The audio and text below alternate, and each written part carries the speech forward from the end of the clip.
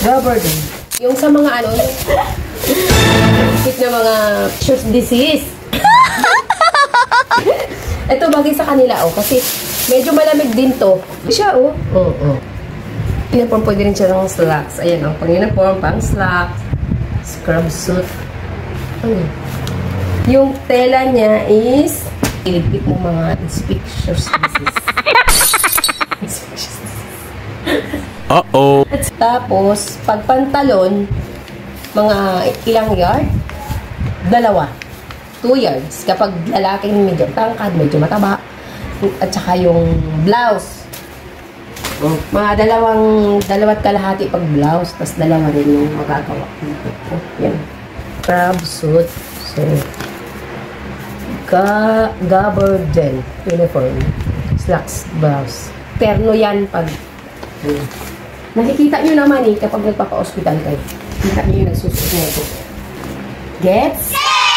Happy? Yung magsuot ito.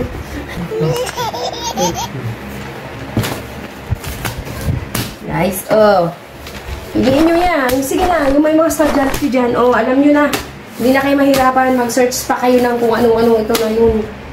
Oh, magsi-search kayo. Hindi nyo pa alam. Ano kayong pangalan ng tela na yun? Ito na yun. Oh, yan yun. Aha, thank you. Masabi yung mga ano, yan.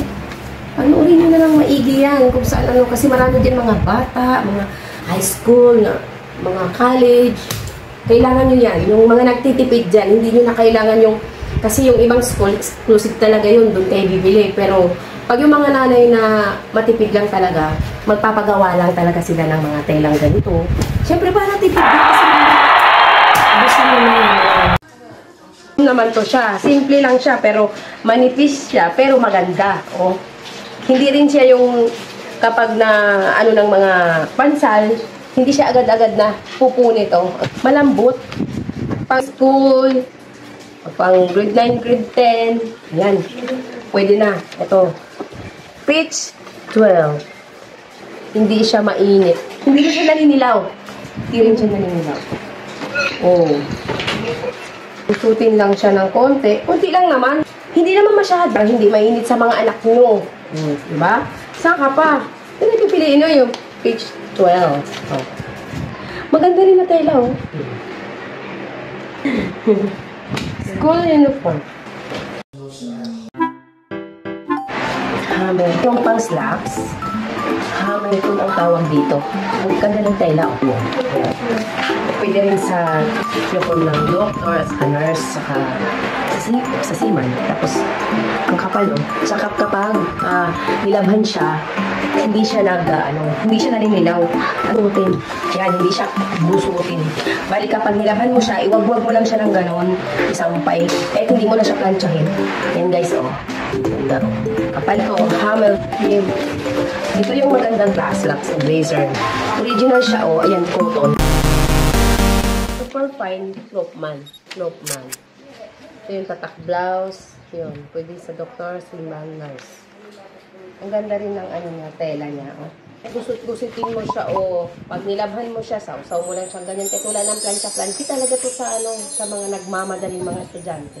O, kahit lagyan mo ng Zonrox, hindi siya maninilaw. Ganda siya.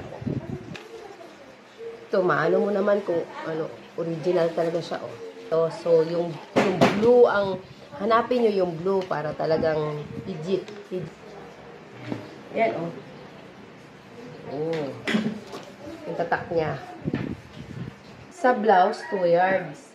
Sa pantalon, mga 2.5. Si Bruno Mars, kapag magpagawa kayo ng, pagka medyo mataba siya, yan. Pantalon at saka blouse, 3.5 yards ang kasya sa kanya. Ano ng zipper na maganda. Ikikil. Kasama sa hug. Hig. Kasama sa hig. Ito. Visible. YKK. Ayan. Kung green naman yung uniform, ayan. Original kasi meron naman siyang tatak. Oh. Ito, may YKK. YKK. Yan, YKK rin dyan. Oh. Kaya orig siya. Ayan, oh, YKK, oh. So, YKK rin dyan, oh, oh. Yan. Diba? Yung mga brief nyo na, maluwag.